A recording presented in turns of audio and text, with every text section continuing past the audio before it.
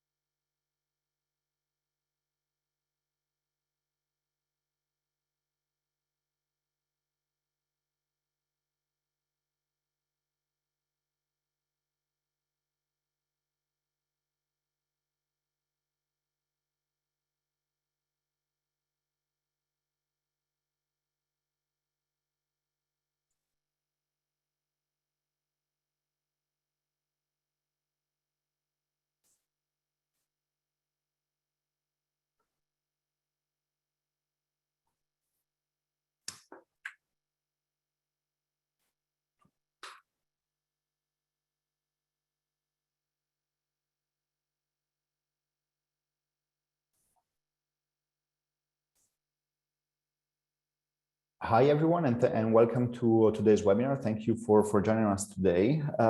On this webinar, we will be launching and talking about the ICAP ETS Status Report for 2022.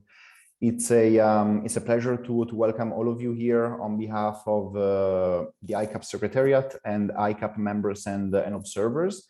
My name is Stefano De Clara. I'm the head of Secretariat at ICAP, and I'll be chairing and moderating today's event. In case you're not familiar with the ICAP yet, ICAP stands for the International Carbon Action Partnership, and ICAP is an international forum that brings together 40 different national and subnational governments that work together on the implementation of emission trading systems and on advancing emission trading as a tool to reduce CO2 emissions. ICAP brings together government from different levels of governance. As you can see, we have some members that are governments at the country level, but we also have member governments from different provinces and states, as well as one union and one city. And what those governments have in common is that they're either already operating or taking steps to implement an emission trading system to reduce emissions. ICAP does work on emission trading systems through three main different pillars or work streams. So what we call technical dialogue, which is research and dialogue among the ICAP membership on key topics related to emission trading systems. We do capacity building to facilitate the uptake of emission trading systems in jurisdictions that are taking steps to develop and implement new systems. And we also do knowledge sharing on all aspects related to emission trading systems and their implementation. As part of the knowledge sharing work that ICAP undertakes, every year we do release a report called ETS Status Report that looks at the key developments for emission trading systems globally. It is the flagship publication annually for ICAP. It is personally a publication that even before my time at ICAP, I was always looking forward to seeing and to read, as it really gives a broad overview of what the key trends in the world of emission trading systems and carbon markets are, as well as it provides detailed information on all systems. So I would encourage you to have a look at the report that we just released for 2022. Really quickly and in a nutshell, what you can find in the report is a foreword by the ICAP co-chairs that distill and condense the key trends and observations from the world of emission trading systems in 2022. The status report also hosts 6 different signed articles from key ETS experts and policy practitioners on key aspects and key developments related to emission trading systems. It also includes infographics that then again convey in a visual way what the key trends and topics related to emission trading systems are, and then it gets to the actual fact sheets that contain key information and detail on all the emission trading systems that are out there globally, either in force, under development, or under consideration. And we do also have an executive summary that is translated in 4 different languages. So working on the status report is always a big journey from ICAP. Is a journey that we get into with some expectation on what we will eventually find out, but it is really not until the very moment when we close the report and we call it final and we put it on our website that we can really sit down, look back, and see what we really learned through the process of putting the report together, which also means the process of going through all the existing systems and see what has happened over a time span of 12 months. So it is a fascinating exercise, and it is also a big opportunity for us to sit back and reflect on what the key developments and trends have been for emission trading systems in the last year. And that is also more or less what we would like to do on the webinar today. So once this welcome and introduction is out of the way, I'll give the floor to my colleagues Baran and Maya, who will take us through the key findings and the key takeaways from the report that we just released earlier today. But at the same time, we also want to use the webinar today as an opportunity to have a bit of a reflection, a dialogue, and a discussion on what has happened to the world of emission trading systems globally over the last 12 months. So we invited a great selection of panelists from jurisdictions that did have key and important developments over the course of 2021. To have a bit of a discussion on what has happened to their jurisdiction specifically, what has also happened to global developments related to emission trading systems in 2021, and also have a bit of a discussion on what might be next for emission trading systems globally. And after we go through all of that, we'll obviously open the floor for questions and comments from the audience. To do that, please feel free to use the Q&A function of Zoom. You will find it in your toolbar, and feel free to start sending questions, comments already throughout the presentations, and we'll make sure to reserve enough time to get to those questions and comments as part of the closing Q&A. So with that, again, thank you all for joining us. And without further ado, we'll start to dive into the key highlights from the ICAP ETS status report. And I'll invite my colleagues Baran and Maya to come on and take it from here. Welcome everyone again. Thank you, Stefano. Can you give me a nod if you can hear me all right? Excellent. Welcome, everybody. It is great to have you here and from the perspective of the team, celebrate the launch of this report, because it's a lot of work, and the closure that you get, and start the new year having completed this source of knowledge, certainly something of reference for me as we go through the year. So what I would like to do now in the next 10 minutes or so is to talk to you a little bit about the key highlights from our report, the ICAP Status Report 2022.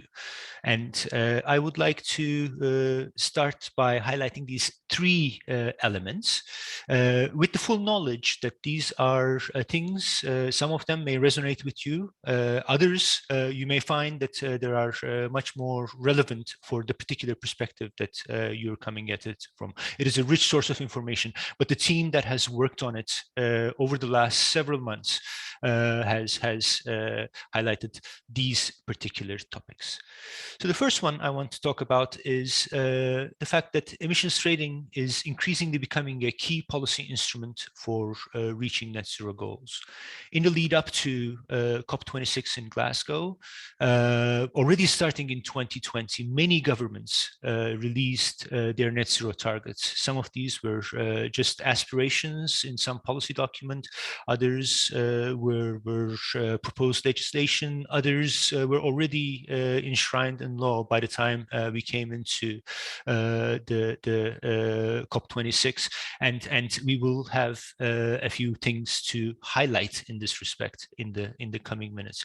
But governments around the world are undertaking reforms to align their emissions trading systems with these net zero targets that they have adopted, they have set for themselves. This is one of the key developments in 2022. 2021, and as we look at it backwards from our position now. Another point about the last year, 2021, was that it was a year of consolidation. Consolidation in the sense that many systems, many economies have weathered the storm of the pandemic. They have dealt with the recovery that came quite quickly in many jurisdictions, and then there are these net zero targets that I have highlighted just a moment ago. So on the one hand, ETSs have matured, having had the experience of these important shocks and dealing with them quite successfully, but also coming face to face with new challenges in the form of net zero targets, largely by the middle of the century. So reforms are required and have been taking place in many systems in 2021, be it in the form of expansion of the coverage of existing ETSs, new ETSs covering those emissions that were not covered in jurisdictions that may already have emissions trading systems in place, or various improvements based on lessons learned in the past about various aspects of system design. So in 2021, there was not only consolidation, but also many more reforms to align these systems with the much stricter targets to make them more robust, more ambitious.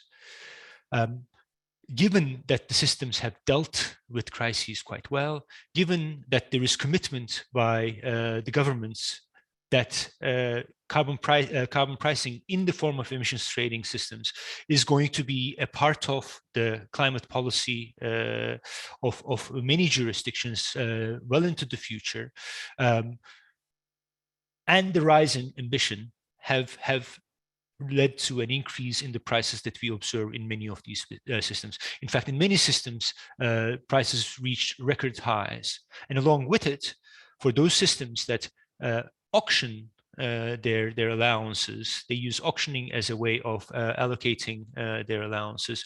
This has been reflected in ever high revenues generated. My colleague Maya will have quite a bit more to say about this. But let me now focus a little bit on this issue of the net zero targets and emissions trading systems. Here we have a graphic, one in the bottom left, reflecting the situation in 2020, and top right, reflecting the situation in 2021. And what we are depicting in this graphic is that there are net zero targets already in law. These are depicted in blue in both years. There are some net zero targets that are under development or discussion. These are in green. And there are some jurisdictions with no net zero target. So we have taken all the emissions, global GHG emissions, and we have allocated them according to their net zero target development status. What we can see moving from 2020 to 2021 is that the coverage of net zero targets increased dramatically between 2020 and 2021. In fact, they have increased from just over 50% to about 90% in 2021. Now, another feature that you can see in this graphic is for each target status category in law, under development or discussion, or no net zero target, there are emissions that are covered by an emissions trading system. And these are depicted by the shaded areas. Now, combining these two sources of information together, we can see that these targets have very different implications for the emissions trading system is distributed differently across these target status. In particular, ETSs cover 1/3 of emissions in jurisdictions where the net zero targets are enshrined in law, and about 17% in those jurisdictions where there is a net zero target under development or discussion. Next slide, please. This is perhaps the most famous status report slide. You can also find it on our website. It takes a look at the world and identifies those jurisdictions that have emissions trading either in force, under development, or under consideration. Those jurisdictions that have an emissions trading system in force are indicated in blue, and there are 25 of them. There are 7 systems under development, indicated by dark green, and 15 systems under consideration at the beginning of 2022. So these cover more or less around the globe, and there are sometimes multiple systems operating in one place. We've identified these systems. For example, Germany is a good one to highlight. There is German covered entities that are regulated under the EU ETS. There are also German regulated entities that are covered under the German national system. This you can see by the white border around Germany, Switzerland as well, and several Chinese jurisdictions pilots. I would like to pick up on a few jurisdictions that have had significant developments, and I would like to highlight in this the developments that have taken place.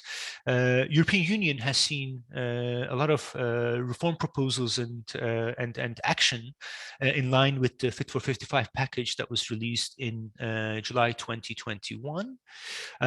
Among the things that are being proposed by the European Commission are aligning the cap with the EU-wide 2030 climate targets, the revisions to the market stability reserve of the system, revisions to the benchmarks, the inclusion of maritime sector in the EU ETS, a border carbon adjustment mechanism that complements the EU ETS, and a separate fuel ETS being proposed for buildings and transport sectors.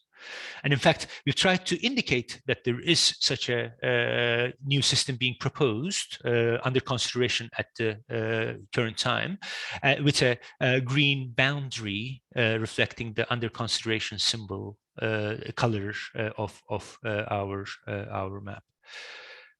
There have also been developments, new systems started trading. And here I would like to mention UK ETS and China National ETS, which both started trading during the year. And there have been other developments. A new system has joined. Oregon in 2022 has started a new ETS. For fuel suppliers, the first compliance period for that is going to be 2022 to 2024. In California, there have been reforms to the system. There have been an introduction of a hard price ceiling with 2 price containment reserve tiers below it. There have been reductions in the reliance on offsets, and a steeper allowance cap decline to 2030.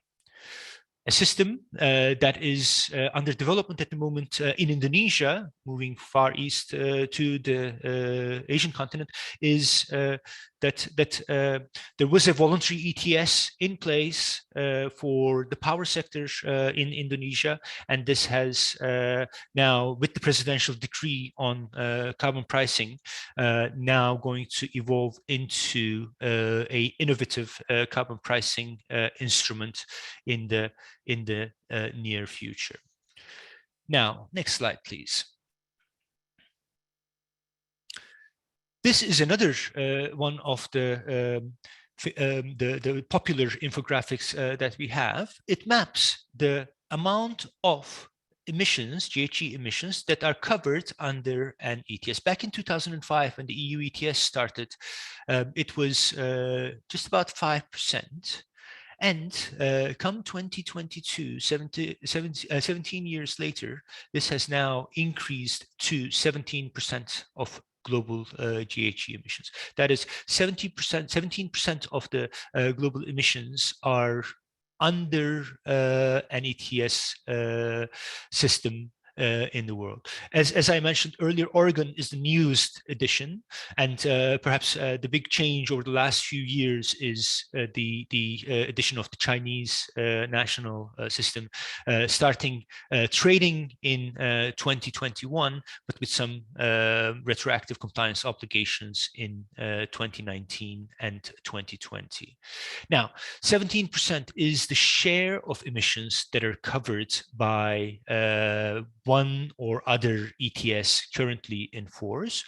At the same time, these ETSs are in jurisdictions that correspond to about 55% of global GDP. So more than half of the global GDP is in jurisdictions where there is an ETS currently in force. Similarly, about a third of the world population is living in a jurisdiction which has a active ETS in place. That is, ETS is a key instrument for reducing our emissions, reaching our net zero targets by mid-century, and it has seen an expanding role over time as more systems have come online. Now, I will give the floor to my colleague Maya, who will tell us a little bit more about individual systems and their design features and what's been happening on each of them. Thank you very much for your attention. Thank you very much, Baran. Now that we have kind of a bit of a comprehensive overview of the developments that have taken place over the past year, as Baran mentioned, I'll be digging a little bit deeper into the details. So the first thing to take note of here is this graphic, which shows the sectoral coverage across different systems around the world that are in place. Sectoral expansion has been a key topic for emissions trading systems. It's very much a hot topic at the moment. As we've seen, Germany has launched an ETS for fuels in the buildings and road transport sectors, and the EU has set out proposals for both including maritime transport in the EU ETS, as well as to set up a second European ETS for fuels. So it's important to take stock of the state of play here. The graphic also clearly shows the diversity of ETSs out there, depending on design choices, on local circumstances, and on the exact purpose of the system. So you can see that differentiated by the different colors and the little segments on the circular chart. Most systems that are currently in operation cover emissions from the power and industrial sectors, but at the same time, the sectoral coverage of several ETSs expand into other sectors, as we can see on this slide. The share of emissions covered by an ETS and the point of regulation, whether upstream or downstream, as indicated by the little arrows on the chart, vary significantly across the different systems. And the share of emissions covered ranges all the way from 11%, for example, in Reggie and Switzerland, to 85% in jurisdictions like Nova Scotia.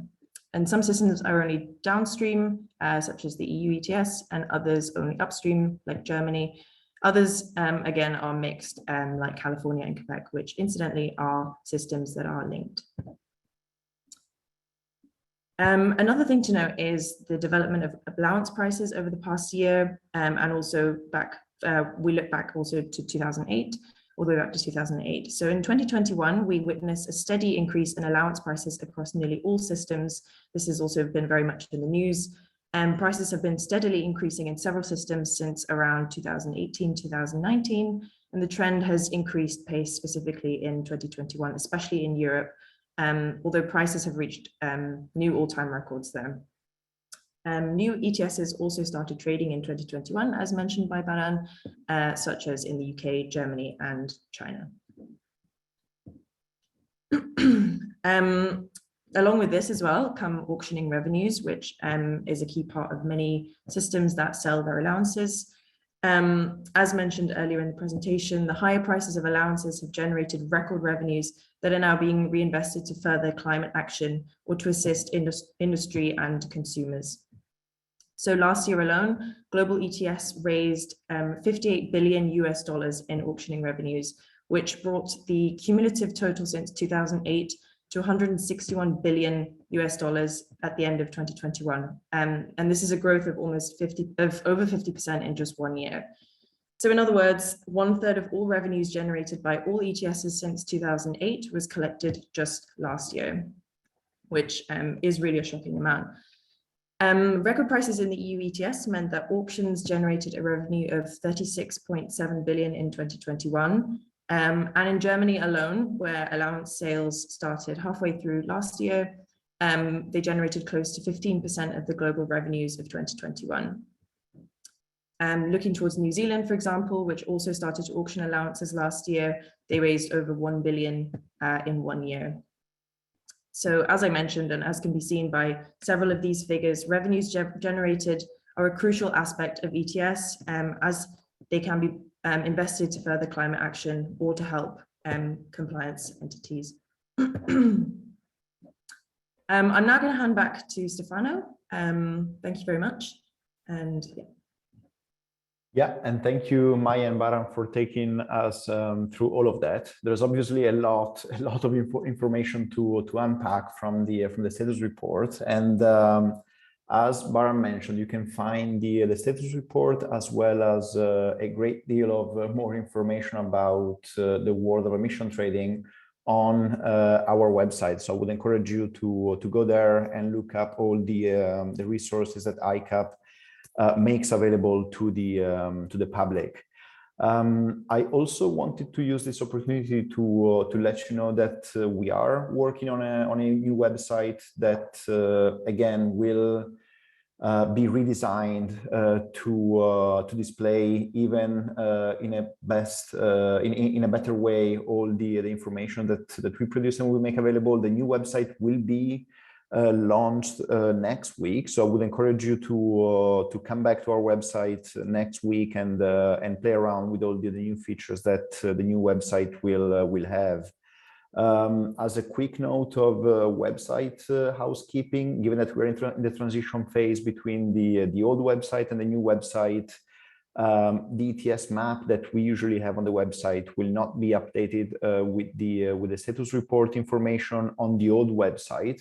So you'll be able to find the new ETS related information on our new website as of next week. And in the meantime, you can rely on the status report that we just published today for all the most up-to-date information. And again, you'll be receiving a note about the website launch next week. So thank you for your attention and for bearing with us as we took you through what we thought were the most interesting takeaways from the status report.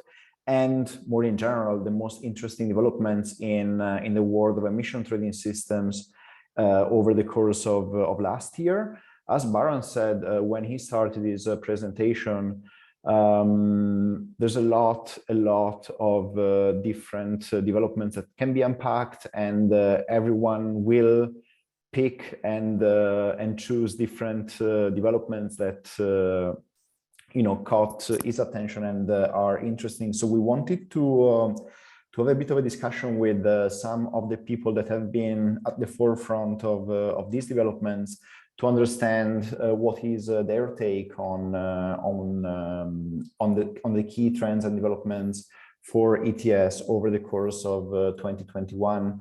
So I would like to invite the panelists to come on camera, and we'll now move on the panel discussion segment of the webinar. At the same time, you're more than welcome to send questions through the Q&A function. I see that some of them came through already, but keep them flowing, and we'll get to those questions at the end of the panel discussion. So I'm sure that the set of panelists that we gather today will need a really little introduction to people that are involved in the world of emission trading systems. But just quickly to present them to all of you, we have Bea Jordi, who is a director for carbon markets and clean mobility at the European Commission. And Bea is also the former co-chair of ICAP. We do also have one of the current co-chairs of ICAP, so Rajendra Sahota, who is also the deputy executive officer for climate change and research at the California Air Resources Board. We have Charlie Lewis, Deputy Director for Emissions Trading at BEIS, the Department for Business, Energy and Industrial Strategy of the UK. And last but not least, we're also joined today by Cyril Islas, the Head of Department for Instruments and Indicators at Semarnat in Mexico. We have invited you here today to discuss some of the key developments in the world of emission trading systems over the last year, and also because you come from jurisdictions that did see a lot of interesting developments in the last few months. But before we get to talk about what has happened in your specific jurisdictions, I would like to take some time and to use the first round of panel discussion to get your take on what you think are the most interesting takeaways from what Baran and Maya just presented, and from the status report more broadly.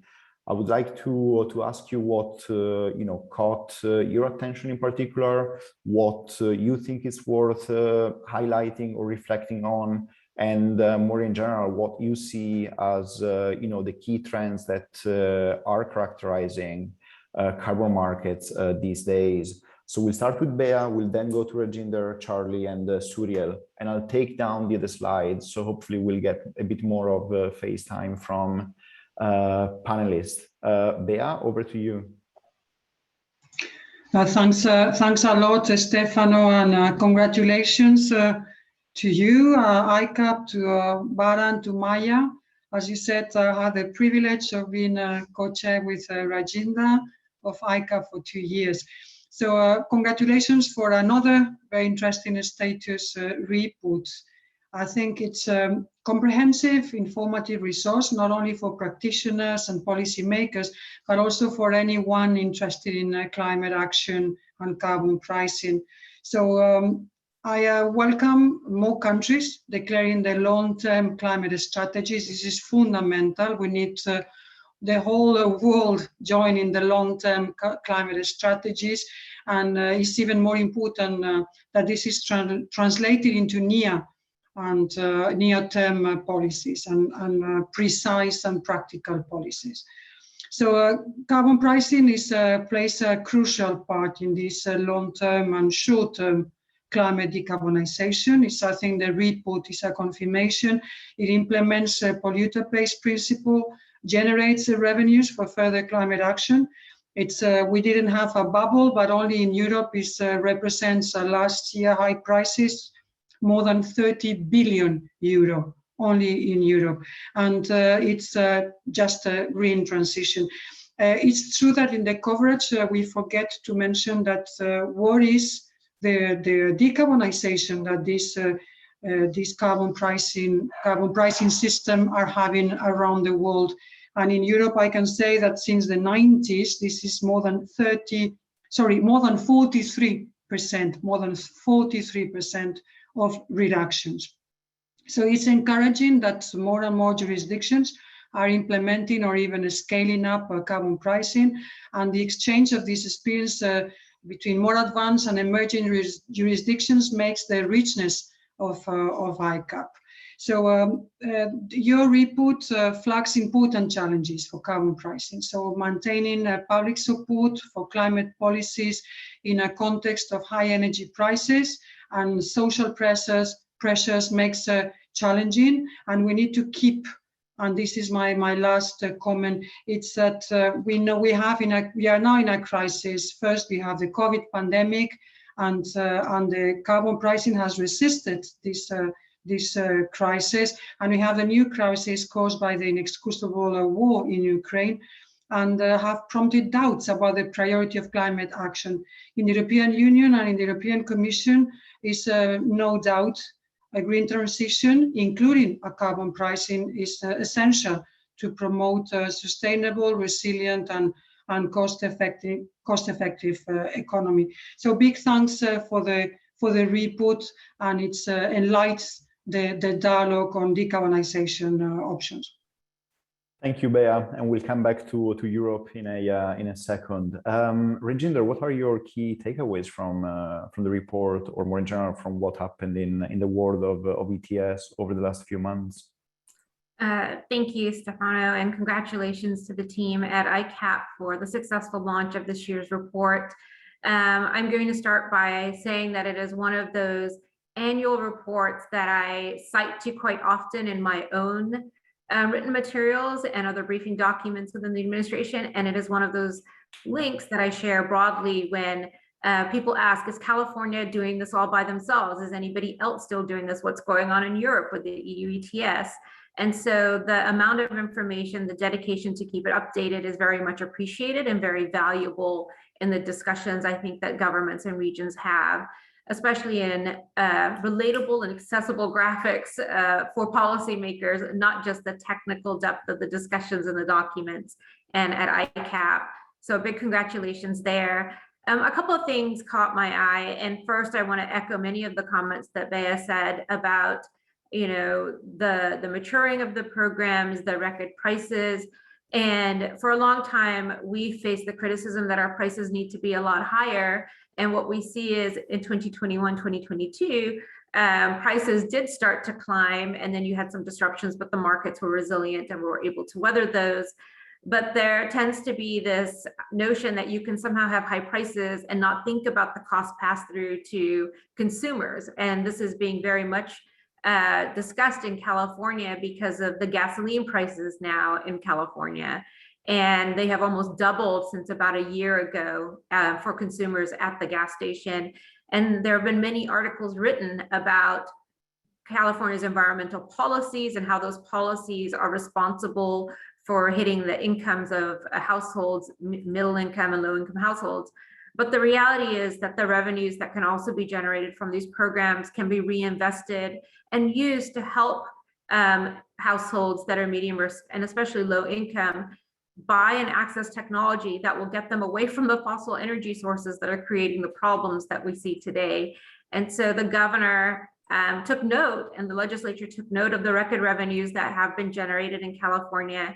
And there is a historical budget this year, a climate budget, which is meant to reinvest a large portion of those revenues back into California, especially in low-income households, to help continue that transition, but in a more rapid fashion away from fossil fuels. So not only does the ETS regulate and send that long-term signal for energy producers and industry to continue to clean up their production, their energy production, and diversify their energy production. But it also provides the revenues to help us support civil society, especially those that have been overly burdened and left behind historically, have access to those technologies first. And so I think those strengths of the ETS should continue to be mentioned, because it's not just about regulating companies, it's about finding revenue to then actually help uplift communities and low-income households into that transition and not leave people behind. And so the spread of the markets, the interest in the markets, that is always encouraging, especially as we come out of a pandemic such as COVID, where we know governments were very focused on handling those disruptions that were caused immediately. But knowing that, there's time and energy to devote to handling those kinds of disruptions, and then also focusing on the larger, long-term or persistent challenge with climate is always good to know. And I think that, there's always this chance that climate will get put in the back burner. But I think for all of us, we live in regions where we see climate change increasing. We see the damages increasing in California. We see the wildfires every year. We see the resiliency of our electricity grid challenged every year. And so I think that, the real impacts that we face will continue to keep that pressure on in terms of addressing climate. And for us, the ETS is a key part of our toolkit, along with incentive programs and with direct regulations. So thank you, Stefano. I'll stop there. No, thanks for that, and thanks for making that point. I think it is one of the most interesting stories that came out from this year's status report. I mean, we did see record prices in 2021, which also imply the record levels of revenues, and the revenues are an important tool that emission trading systems can have at their disposal to further climate action, and also to bring important co-benefits together with emission reductions. And California does have a lot of good stories to share on that front. So we'll come back to that point later, time permitting. I also wanted to go to Charlie now and see what are your main takeaways from this year's report. Stefano, thank you, and thank you very much for the invitation to join today. Congratulations to you, and thanks to Baran and Maya for the excellent presentations. My first takeaway on the report is I'd echo a lot of what Rajinder says, actually, particularly the infographics. So often there are long and weighty contributions that I sometimes find are only read by a small proportion of my team or my stakeholders, because they are long and detailed and useful contributions. Whereas the one thing that always strikes me about your work, and again today, is just the fantastic accessibility of your infographics, and I think they're excellent communication tools on scope and on prices, on revenues, and on the spread geographically. And that was my sort of starting reflection, just how welcome it is to see the ongoing growth in terms of expansion, in terms of geography and ambition of schemes across the world. We all know that we need to get to net zero, but to seeing that become a reality is really, really excellent. And it's great to see it in black and white or in multicolors as you do. So thank you for that. The other thing that really struck me, not talking so much about the UK experience till a bit later, is the commonality of the challenge. So, we are all, running different emissions trading schemes, but we are focusing the same challenges around prices, around revenues, about scope opportunity, about developing our schemes. And I just think the opportunity to collaborate, to share, to work together as practitioners, to have fora like these and the publications is really, really valuable to us as we meet those common challenges. So I really welcome the opportunity kind of to talk today, but also to keep talking and to work together on those common challenges. Thanks very much. No, thank you. That's really appreciated. And getting to Suriel, what are your key takeaways from emissions trading developments over the course of 2021? Yeah, thank you very much, Stefano, and thank you very much for this invitation. I think that this report shows how the ETS are operating around the world. It's very important in the case of Mexico because we are in pilot program. We can see we'll move forward to the ETS. We think that it's important to highlight, as Regander mentioned, about the actions that are operating because it is an important component that generates revenues to operate and do climate actions in other sectors. In Mexico, or I think that it's very important about this component in the case of Mexico, and this report show very specific because we allow to move forward to next phases in other sectors. We need to support other activities, in this case, in our regulated sector that allow to comply the NDC and climate goals that are complement to other activities that are developing in policy programs or private sectors. I think so about the report. Thank you. Thank you, and thanks for the first round of impressions on the key takeaways from the report. We can now start to dig a bit deeper into what happened in some of the key jurisdictions that were mentioned in the presentation and that saw key developments over the course of 2021. So let's look back to BEA, and 2021 was a big year for climate legislation in the EU. The July package that was announced in July, as the name suggests, was possibly the biggest climate package in EU history, and we've also seen a lot of developments since then. So could you tell us a little bit about what is the state of play in the Fit for 55 discussion? And where we are with the discussion on that in Europe right now. Yes, I mean, with pleasure. Indeed, very active times. The last year was the Fit for 55 presentation that Baran also referred to in July. But just let me. This package of that presented in July corresponds to a previous very important piece of legislation, which is the climate law, where Council and European Parliament, our co-legislators, in our democracies, I will put it in plural, have decided that we need to reduce emissions down to -55% compared to previous commitment of -40, so we are in -55, and to convert Europe in the first continent climate neutral for 2050.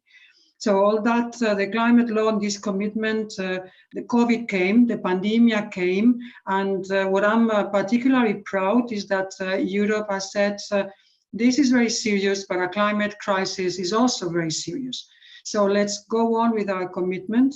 Let's put in place 13 instruments, 13 legal proposals, from renewable energies to energy efficiency, to our enforced ETS, to a CBAM, a border adjustment, to a new fiscality. I mean, I will not list you the 13 proposals, 13, 14, depends how we count them, but corresponds to this commitment to achieve -55% and a climate neutral economy. The pandemic didn't stop that, but reinforced that.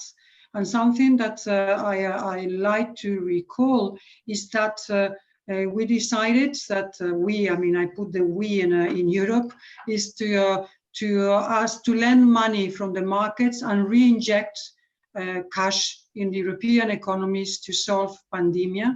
And just to say that these 700 billion euros, 700 billion euros injected in the economy, two things to mention. One, that there's an obligation of a minimum of 37% investment, so nearly 40% investment in climate.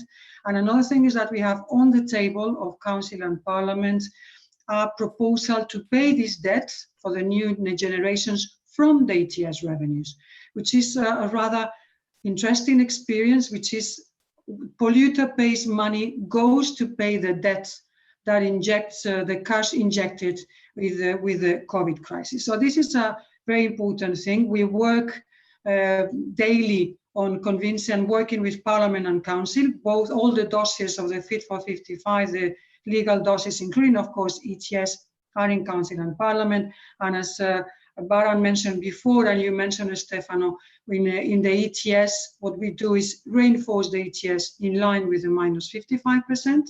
We create a new ETS for building and transport that has its criticism and also its blessing. We accompany this new ETS by a social climate fund. It's a new face, if I could say, a very strong face on how to protect the vulnerables coming from the carbon markets. And we include maritime sector in the ETS. Also, we propose to modify some rules on the benchmark to link to some conditionalities.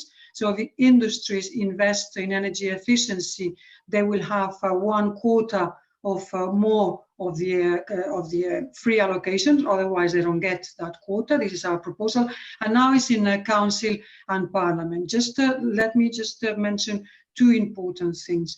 One is the reaction, as I will mention, that I mentioned in just briefly before, but it's in response to Putin war on Ukraine. The European Green Deal has been, again, a commitment that decarbonization has enormous advantages in security of supply. And just let me drop a number. The dependence on Europe on Russian gas is 155 billion of cubic meters, 155.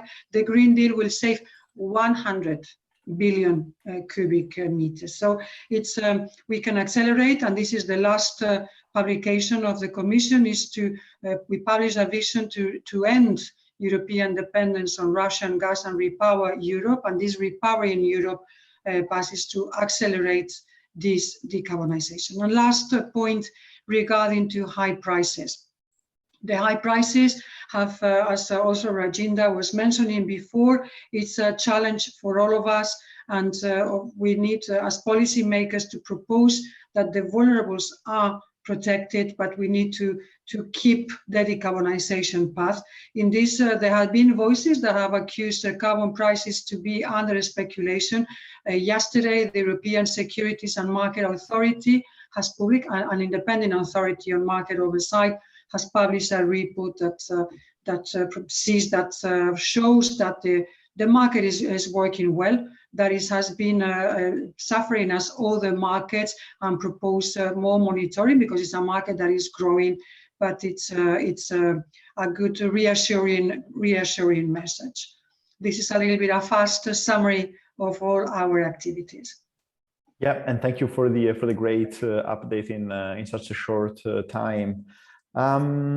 Going back to Reginder now, 2021 was a pretty eventful year for California as well, with the program changes, a steeper cap decline to 2030. So would you be able to take us through some of the key changes and development that we witnessed in 2021 in California? Absolutely. And I will first start by saying I love these kinds of fora because I get to hear from Bea and some of the other colleagues in other ETS systems about things that we are also experiencing.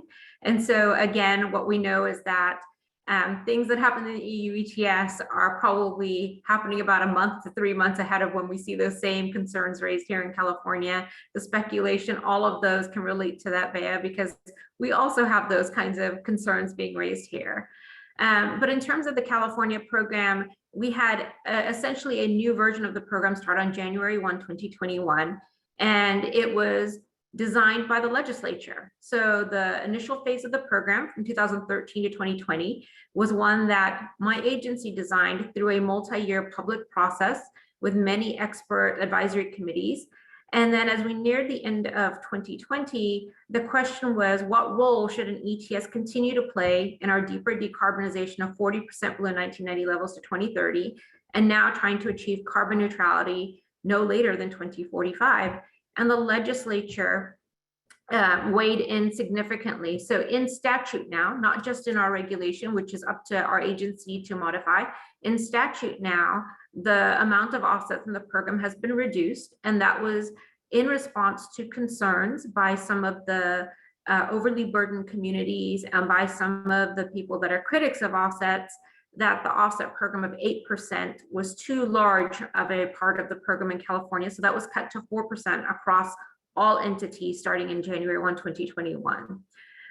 We also added the hard price ceiling. So not only did we take away some of the low cost emission low cost instruments in the market, but there were also concerns about high prices and what that meant to consumers. And so a price ceiling was added in. The value was not dictated by the legislature. They let my agency figure out what that value would be. And if we just escalated at 5% plus inflation, that price ceiling would be about $120 in 2030. We've seen prices above our floor already, as noted earlier in your report, that we've had record-breaking prices in 2021. And so it's unclear if that price ceiling will need to be triggered or not, but it does exist now to address concerns about high prices. The unique thing about the price ceiling is that it would be regulated companies paying on a ton per ton basis at that high level cost. And then we as the Air Board would have to find that mitigation to make sure that the environmental integrity was maintained. And you can imagine that if we're not able to find that mitigation in California or find that mitigation in the sources covered by the program and the very few sources left outside of the program, where do we look? We have to look outside our geographic borders. So that conversation hasn't really happened, but there have been the beginnings of where do you try to find this mitigation if that price ceiling is triggered. There's also the requirement of the 2 price containment reserve tiers, very similar to what we had previously in the program. But in part, the program really does reflect almost a year and a half of discussion with our elected officials, with the previous governor's administration, us as the lead regulator, and civil society on what the program should look like. And even though the program started in January 1, 2021, there's already calls for reform, which is the surprising part. People who didn't get everything they wanted in the legislation are calling for additional reforms, asking for us to even redo the entire program to make it look more like a carbon tax. So a lot of the conversation that happened in 2017 is still going on in California. And as we do our long-term climate plan, which will be released in May of this year about achieving carbon neutrality, there's already positioning about what role an ETS should or shouldn't play. Should it play a huge role? Should it play less of a role? Should it be replaced? All of that is again happening. And as administrators of markets, we all know and appreciate that political uncertainty is not always the best type of atmosphere for a market program or for investment by the private sector. And so we are doing our best to make sure that it's clear about what happened in January 1st, 2021, and that we need more time and data before we start thinking about additional reforms to the program. And just as energy prices have been mentioned before, of course, many of our programs in California are being pointed at by other states, other regions of the US as bringing on high prices with our environmental policies. But I think the larger story is that when we introduced our transportation sector to the ETS in 2014 and 15, we had record low crude prices globally. And so it's not really these environmental programs that are driving the biggest drivers for energy costs. There are other external factors that are playing in there, but it does open a line of criticism, and that is happening in California and the US, especially as the federal government thinks about climate mitigation and climate programs. And before I leave the discussion on California, I'll just mention that we have been waiting and hopeful to see what the federal government would do. They are mostly pursuing tax breaks, incentive programs, and infrastructure funding to help build out the good things that we need. And so what we are leveraging is that financial opportunity at the federal level paired with the carbon liability in California as a stronger financial incentive to actually decarbonize the sectors in California. So even though the federal government isn't pursuing an ETS or carbon tax of any type, they are pursuing mechanisms that are complementary and can amplify that financial signal with the ETS in California to actually help invest in and build out the new energy sources and infrastructure that we need as we move forward. Happy to answer any questions towards the rest of the discussion, but that's a short snapshot. Thank you.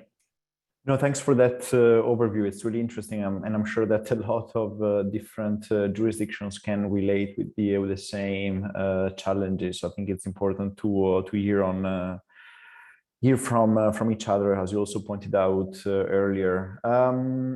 Getting to the UK, Charlie and colleagues have also been quite busy in 2021 with a new system that started, a first compliance year that was successfully completed, trading that started in the market, and prices that were quickly aligned with the EU ETS prices. So could you take us through the main takeaways and learnings from a year and a few months of UK ETS operations? Thanks, Stefano. And yes, 2021 for the UK was an unusual year, an exceptional year, I guess. So the first year of operation of the new UK ETS. Just picking up your theme of reflections, one of the things I think we've learned is that even with a long history of high climate ambition and emissions trading, it's still a considerable undertaking, as many around this call will know, to get a scheme up and running and get it operational. So we're really proud to have the UK ETS in place. As you say, it started in January of last year. Auctions commenced in the spring. And now we're just coming to the end of our first full compliance year, just issued our second tranche of free allocation under the scheme. Our scheme in terms of scope is covering power, heavy industry and aviation, both domestically and flights from the UK to the EEA, the European Economic Area. And as you say, we've witnessed a year of credible prices, good participation from our stakeholders, and we really feel that the scheme has become to be established really well. I mean, the UK was really proud to be the president of COP last year, and in the run-up to that, the UK published its net zero strategy, its long-term plan for net zero, and that reaffirmed emissions trading and carbon pricing as a key pillar of how we achieve that strategy, alongside a series of other programs as well, but the central role of emissions trading was underlined in that. So 2021 feels like a real year of progress. But I guess echoing a little bit at some of what Rajinder has said, you know, that desire to continue to move forward, and Bayer also has seen us actually just in the last week on Friday release a consultation on the development of the scheme. And that includes a number of really important developments, I think. And I might just take a moment just to give you a quick heads up on that. I won't speak for too long. The first of those is the process of making the CAP truly net zero compliant. We've had advice from our climate change committee, and then we're now consulting on the CAP through the 2020s to align fully with the net zero law. So that's a significant step forward for the UK in terms of the ambition of the emissions trading scheme. We've also continued our sort of next phase of the review of free allocation as a mechanism and guaranteed distributions through to 2026 as part of our sort of consideration of carbon leakage. We have proposals on expansion of scope to maritime. We're also looking carefully at energy from waste and waste incineration, and whether those emissions can form part of the UK scheme. And longer term, we have call for evidences on potential role for greenhouse gas removals, trying to understand those questions. That's not something we're planning to do on the same sort of timelines, but it is something we want to understand a lot better, the opportunity as the market develops for that also. And alongside our proposals, we've started a call for evidence on the monitoring, reporting and verification of emissions in agricultural sector as well. So across the piece, we are looking at how, having got the scheme established, we can develop and improve it with our stakeholders. And if anyone is interested in that, I'd be very happy to share that consultation document that is out there. So a really eventful year. And as I said in my earlier comments, we remain really outward looking and very interested in collaborating and cooperating with other carbon markets around the world in terms of meeting and tackling the problems that we face. So thank you very much. No, thank you for the interesting overview.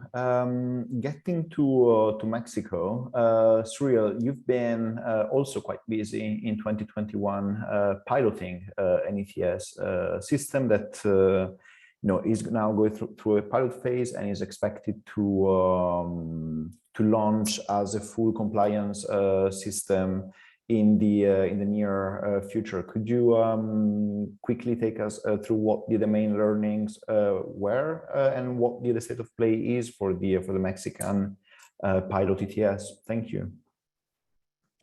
Thank you, Stefano. In the case of Mexico, we are in particular moment because we are starting to implement a cap and trade system. For us, this is the challenge, no?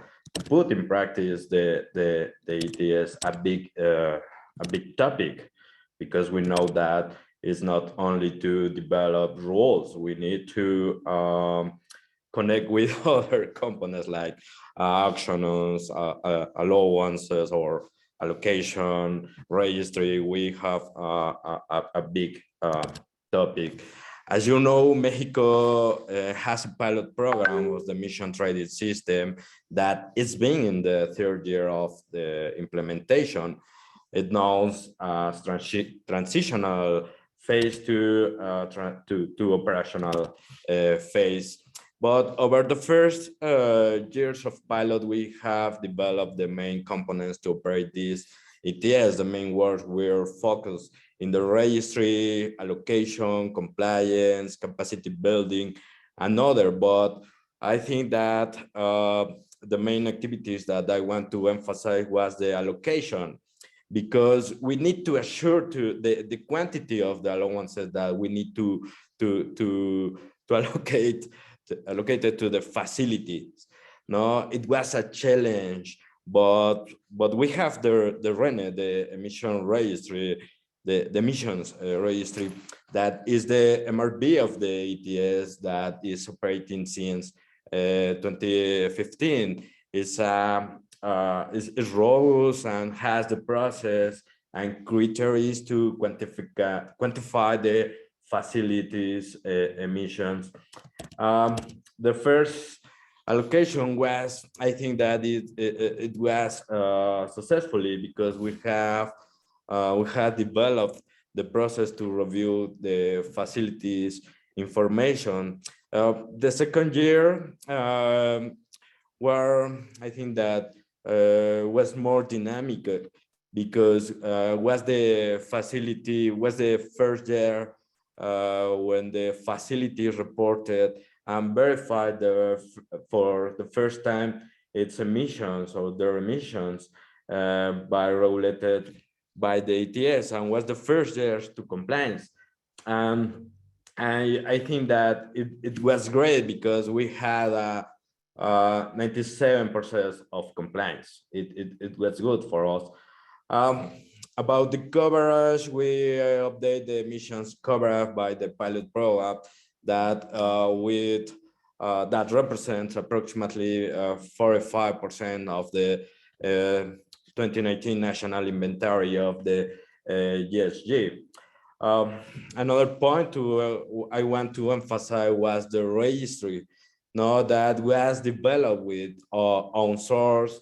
It means that was based on the other electronic platform that help us to operate other public programs in Mexico. At this moment, our registry is operating currently and has the counts of the facilities. We are working to update some components to move forward to the next phases of the ETS. As I mentioned that the pilot phase is in the third year of the implementation. This year is very important for us because we need to develop the rules and regulations. We have analyzed all components that were considered in the pilot regulation, and we find a lot of gaps in the regulation because it's very different to put in practice the components, and we had to align the time, process, and rules. This is I think that this was the other challenge to implement the pilot program. In this point, we are working very close to private sector in the ETS committee consultative to implement and do the rules. I think that we have a lot of work to move forward to the next phase, but we are working to implement the robust system with clear rules, and the most important thing that I suppose that is to improve the mitigation in the regulated sector. No, in this case, in Mexico, is energy and industrial sectors. That's it. Thank you. Thank you. Really, really interesting, and congratulations on moving ahead with the pilot ETS in Mexico. Let's start to go now into some of the questions we've been receiving through the Q&A function, and there are some of them that relate to the international dimension of emissions trading, and we are in a post COP26 world where, thanks to the effort of the UK COP presidency, we did get rules for Article 6 of the Paris Agreement, so rules on international cooperation through market mechanisms, and there seems to be a lot of renewed momentum now for countries to consider international approaches and international cooperation as part of their domestic policies. And obviously, emission trading systems do offer a lot of different ways in which international cooperation can be pursued. From a competitiveness point of view, one of the key advantages of cooperating internationally, so for example through linking, is that you level the playing field across different jurisdictions that are part of the linkage. But obviously, emission trading systems also have ways to mitigate asymmetries that exist in international carbon prices. A lot of them use free allocation, for example, as a way to protect competitiveness. More recently, we've seen a proposal for carbon border adjustments to serve the same purpose. So I would like to ask each one of you to comment on prospects and the way forward for the international dimension of carbon markets, either from the point of view of international cooperation or the point of view of carbon border adjustments, or both, depending on your preferences. And we'll start the round again with Bea. I mean, it's great to talk to Rajinder, to Charlie, and to Suriel, because we will need a kind of a coaching session for those dealing with carbon pricing systems, and as we face very similar challenges and questions. Just on your precise point on international, and I have to say that I've forgotten how important international was last year also. I mean, of course, COP, undeniable, agreement of Article 6, carbon neutrality, 1.5 back to stage, and rightly. So the big importance of multilateral.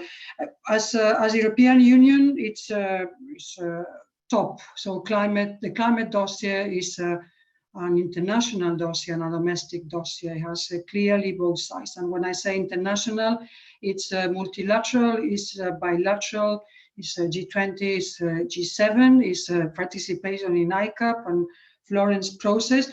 It's also bilateral from a cooperation as we have with Rajinder in California, and we have signed together a common declarations. Of course, our trade agreement with UK, where climate change is part of it, and it's very important that we guarantee a fair competition there. And with bilaterals like the linking with Switzerland, as you know, it's rather recent that we link our system. It's CBAM, as you also mentioned. CBAM is also an encouragement to other jurisdictions to put in place carbon pricing and to internalize cost. So I think that to do it, to answer in a very short time is difficult, but I think the dimension of international is a multiple dimension and bilateral mechanism to engage mechanisms to push and of course arriving also to a very precise physical linking as we have in the case of Switzerland. But clearly carbon pricing is part of the important climate diplomacy. I was on mute, Zoom classic. Thank you, Bea, for your answer. Over to you, Rajinder. It's a great question. I think there's a couple of things here. One is that we can't forget that none of us individually can address climate change. If there aren't more partners, there aren't more actors in the space, we'll still continue to feel the effects in our own regions. And so ETS does allow, carbon pricing in the form of an ETS does allow for linkages and that kind of collaboration to help on this issue. It's unique in that way that it's not something focused internally in your jurisdiction. It provides an opportunity to engage with like-minded partners, just like we've linked with Quebec for our own program. I was very heartened by the decision on Article 6 because I felt that not only did it recognize the role that the private sector could play across international boundaries, but it also recognized that government alone can't solve the climate crisis. The rate and unprecedented need that we have to move away from fossil fuels to reduce emissions and even remove emissions from the atmosphere is staggering when you think about the IPCC report from last year. And so to me, the decision on Article 6 for last fall or last winter really signaled that it is all hands on deck, that it's not just about the types of relationships that we have with the EU ETS and other linkages that we have with Quebec. Those are all going to remain important because those are enforceable actions on actors in our own jurisdictions. But being able to mobilize and direct private capital with investments across regions and remove some of the administrative burden and red tape around the accounting for that, I think was very, very important and very critical. And it sent the right signal that we all have a role to play. It can't just continue to fall on government. One of the things that we will be putting out as part of our climate plan is the idea that there is so much we can do upstream on energy and emissions, but we also need to think about the private investment side, and we also need to think about consumer adoption and attractive choices. And so to me, this relationship with the ETS and international community just goes back to the basic science. We're not going to solve climate change by not working together. That's just simply not the way this works. Thank you. Thank you. Thank you for the great answer. Charlie. Thanks, Stefano. I mean, I couldn't agree more with Rajinder. I mean, inherently, this is a global problem, isn't it? We need to work together collaboratively to solve it. That's not, I guess, breaking news, but it is the essence of what we're doing. I guess I think in ETS terms about your sort of international cooperation point at two levels. So there's the level at which I talked a little bit about it earlier, which is the opportunities for us as practitioners to exchange information, collaborate, cooperate, find the optimal solutions through the exchange of information. And there feels like there's real opportunities there and great things to build on. Secondly, you asked specifically about linking, and Bea, you referenced obviously the trade and cooperation agreement where we we have the commitments there to give serious consideration to linking our schemes, and that's something that the UK remains committed to in the context of that agreement. More generally on the question of carbon border adjustments, I mean, the only thing I would say there is carbon leakage is really important. If we're going to have high ambition action on climate, we need to have appropriate action on carbon leakage. As I mentioned earlier, we have some proposals in the consultation that we put out last week, but we also recognized in last year's net zero review that there are a number of other strategies that you can take to manage carbon leakage, of which CBAMs are one of those, and we watch with great interest the development of the scheme and continue to keep a close watch on those options. Thanks.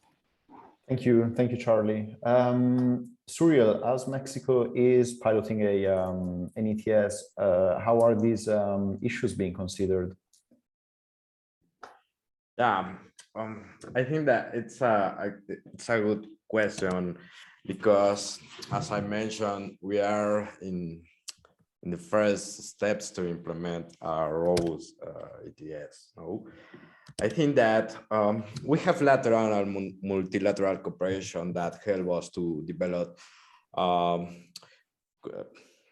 technical studies about components. No, we have the cooperation like PMR and Germany cooperation that have collaborated in the design, but the capacity to operate, it's different, you know, because you need to keep in mind I think that you need to keep in mind a big team, and the cooperation don't covers that, no. And this is the big challenge for us. No, we think that is at this moment we need to align this kind of issue with the rules. No, I think that in our case is we need to think in specific components to operate. For example, allocation. No. The registry do some work, but it's not all about allocation. We need to more people. This is I think that is a big challenge for us. No, we need to clarify where to move forward. No. But I think that through the cooperation, we can design technical studies or generate capacity building, but it's not enough to operate a carbon trade system. No, I think that is a big challenge. It's not. I think that we have we want to have other kind of cooperation, but it's not the Soviet, but the international cooperation. But that's it. Thank you. Thank you. That's insightful. One last quick round. Again, drawing inspiration from the questions we are getting through the Q&A. There were a couple of questions asking, what measures were put in place when, the prices of allowances started to fluctuate as a result, for example, of the energy crisis or of the war in Ukraine, which I guess can also be rephrased as a more general question on what it takes to an emission trading system to be really resilient to external shocks and to be able to withstand possible external influences such as the one we've seen. And the ETS specifically, starting with the BEA, has already gone through possibly 3 major crises, starting with the financial crisis in 2008, the COVID pandemic, and now the energy crisis. So what does it take to the ETS to be resilient to all of that? Well, I think that the system is working. The market is working well. The first, I think that has demonstrated its resilience on the first COVID, when we have a dip in the economic activity. On the energy prices, of course, it was not only energy prices; it was gas prices that, as we all know, gas prices made that coal generation was cheaper. Then we have a kind of strange switching, because ETS normally forces or gives a clear, is not forcing, but gives a clear economic incentive to switch from coal to gas, and it was the other way around. So it was a very strong and tough geopolitical context. Well, I think that the resilience was demonstrated. We found that prices went up to 98 euros, and now they calm again. And it was, the reaction was, of course, the gas prices, the switching mechanism that I explained, and also the recovery of the economy. So it was a different criteria. We have a possible trigger in our legislation when high prices, and with certain conditions, there is a trigger to inject more allowances, but the conditions were not there, because the conditions that of this mechanism ask the high prices to stay longer, and it was not the case. It was for some weeks. So there was no triggering of mechanism. This is one. And then second, clear is that the market has demonstrated resilience, and it goes, of course, with the geopolitical context. What to do on what to do with these high prices? It was something that we insisted, and I think it's clear, is let's do not confuse strong geopolitical energy high prices with this is the fault of ETS. So let's do not confuse causes and effect. This is number one. I don't know if it's number 3 on my numbering. And then let's also distinguish what is short-term measures that you need, member states and countries need to protect the vulnerables with the decarbonization that needs to stay and needs to be accelerated, because decarbonization means local renewable sources in the majority of the cases. Just to mention my last point is the revenues from ETS that you were showing before in the ICAP review have been in 2021 used on many countries around Europe for protecting the more vulnerables. It has been used as a short-term measure, and it has been also in 77% of the 31 billion used to invest in decarbonization, which is a good way out of going out of high gas prices. A little bit a short picture from my side. Thank you, Bea. And Reginder, the California ETS has also been a really resilient one, and indeed 2021 saw some additional work on containment measures. Like, what is your recipe for ETS resilience? Well, first, I'm just going to start with an observation. At any given point, the price is always wrong. It's either too low or too high, depending on who you talk to. And so there never is a right price at any moment in any ETS. And I think the true measure of whether your ETS is working is whether or not you're avoiding market manipulation, market power, you have efficiency, liquidity, and transparency on the pricing so that the regulated entities can make the decisions that they need to make for investment. And so having said that, the legislation that I talked about earlier really did set up a process by which we have a permanent mechanism to remove allowances if their demand is low. So to help support that price in the market, we have a steadily increasing auction floor, which is 5% plus inflation every year. We don't sell below that. And we have that price ceiling now. And so the concerns about prices being too low or prices being too high have been worked on and adjusted over the life of the program in California. We've looked at lessons in the EU ETS, looked at things that RGGI has done, other programs have done, but I think it's a constant learning process, and you're constantly learning what the prices need to be.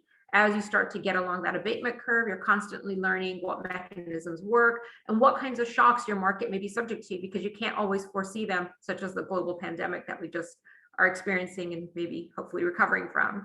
And so I think for California, the story is really being open to learning from other jurisdictions and recognizing that at any given point, the price is never right. What really matters is the market functioning trouble-free and our emissions actually going down and people taking action.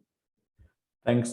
Thank you for that. And Charlie, the UK ETS, even though it's a relatively new one, already has faced the question of whether and what to do about carbon prices already a couple of times. What is your experience there? Thanks, Stefano. Yeah, so we obviously have a nascent market, right? So our market, as we talked about earlier, is just over a year old, and we designed that deliberately with some measures in there as transitional measures to help with the development of the market, the building of its liquidity, and its establishment. So that involves a couple of things in our experience. So we still have an auction reserve price in place, and we won't sell below £22 a ton in our primary auction. So that's a kind of price floor for volatility on that side. And we have a similar mechanism to the trigger, the cost containment mechanism that Bayer described, but we deliberately made that more responsive in early years to be able to predictably act to inject supply as one of those options if it was triggered, and if that is what the authority that runs the UK ETS wished to do. And as a result, we've had a couple of moments over the end of last year into this year where that cost containment mechanism has triggered, but the authority, having assessed the market fundamentals and the situation in the UK market, took the view not to intervene. The trigger merely provided the opportunity in a predictable way, a rules-based way, for intervention.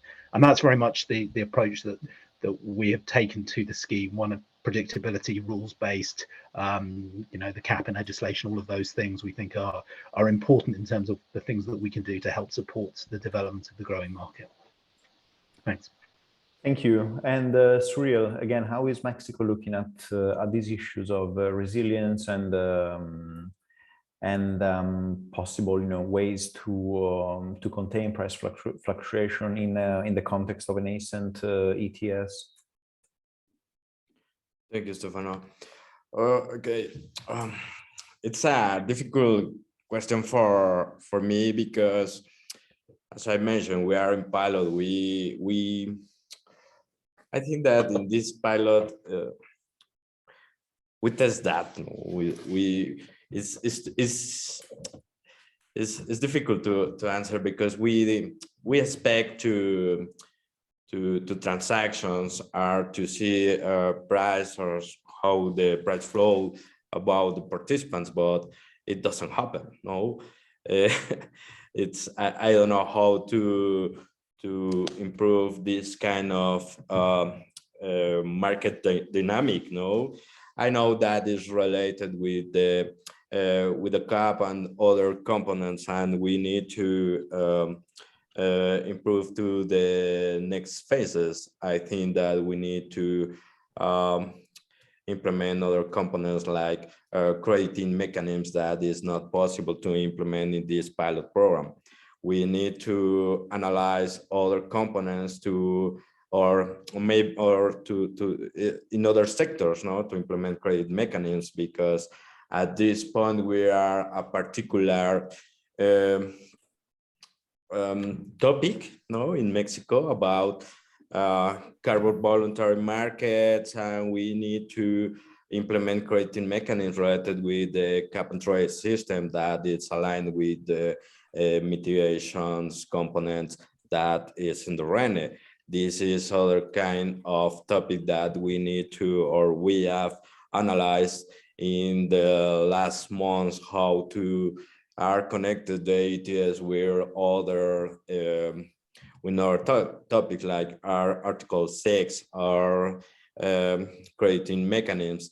I think that we in this kind of time, or at this time, we are working very hard to improve the rules. I don't want to say that is the most important, but is the rules. It's the criteria that allows to implement our robust ETS or cap and trade system.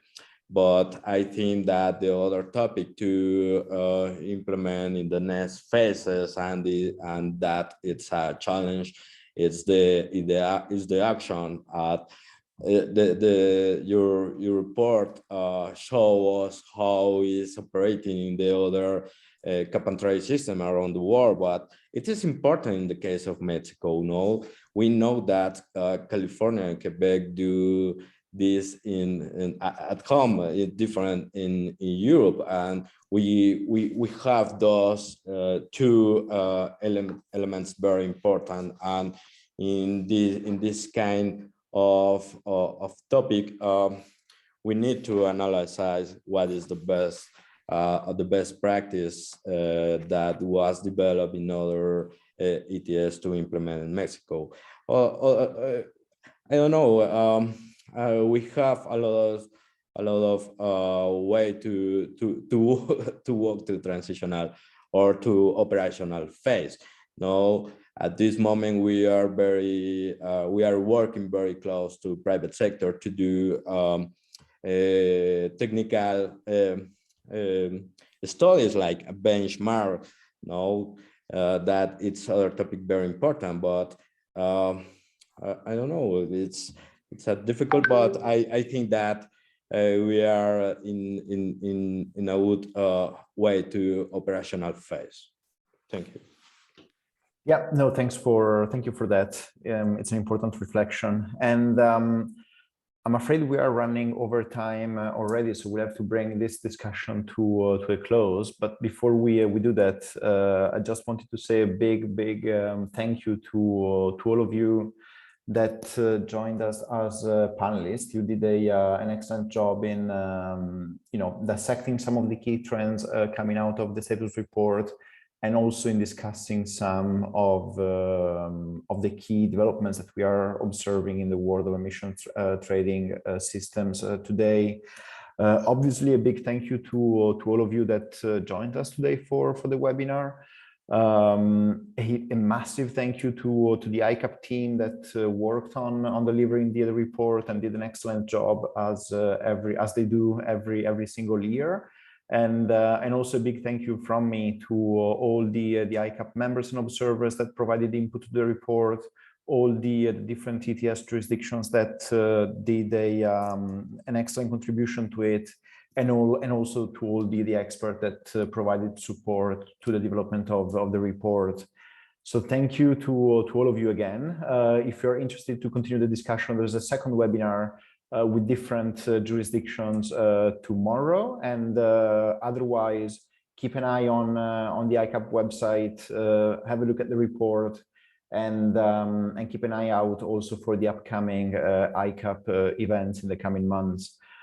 Thank you to all of you, and we'll see you next time.